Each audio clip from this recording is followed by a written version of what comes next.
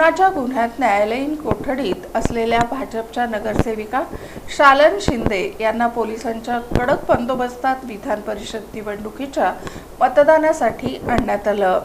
विधान परिषद स्थानिक स्वराज्य संस्था मतदारसंघाच्या निवडणुकीत गुरुवारी एक वेगळंच चित्र पाहायला मिळालं।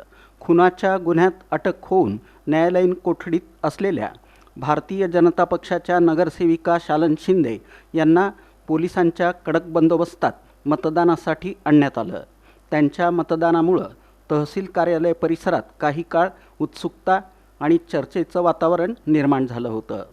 सोलापूर महापालिकेच्या सदस्यांसाठी उत्तर सोलापूर तहसील कार्यालयात मतदान केंद्राची व्यवस्था करण्यात आली आहे।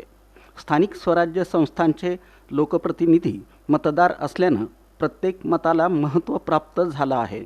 याच पार्श्वभूमीवर न्यायालयाच्या परवानगीनंतर शालन शिंदे यांना पोलीस बंदोबस्तात मतदानासाठी आणण्यात आलं। सकाळी पोलिसांच्या वाहनातून त्या मतदान केंद्रावर दाखल झाल्या। यावेळी सुरक्षा व्यवस्था अधिक कडक करण्यात आली होती। पोलिसांच्या देखरेखीखाली त्यांनी मतदानाची प्रक्रिया पूर्ण केली।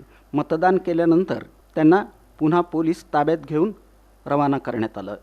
विधान परिषद निवडणुकीत प्रत्येक मत निर्णायक ठरण्याची शक्यता असल्यानं राजकीय पक्षांकडून आपल्या मतदार सदस्यांना मतदानासाठी उपस्थित राहण्यावर भर देण्यात आला आहे। त्यामुळं विविध पक्षांनी आपल्या सदस्यांशी सातत्यानं संपर्क ठेवत मतदानाचा टक्का वाढवण्यासाठी प्रयत्न केले।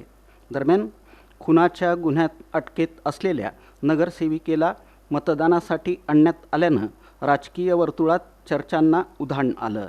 लोकशाही प्रक्रियेत निवडून आलेल्या लोकप्रतिनिधींना मतदानाचा अधिकार असल्यानं कायदेशीर प्रक्रियेचं पालन करून त्यांना मतदानाची संधी देण्यात आली। शालन शिंदे यांच्या उपस्थितीमुळे उत्तर सोलापूर तहसील कार्यालयातील मतदान केंद्र काही काळ चर्चेचा विषय ठरलं।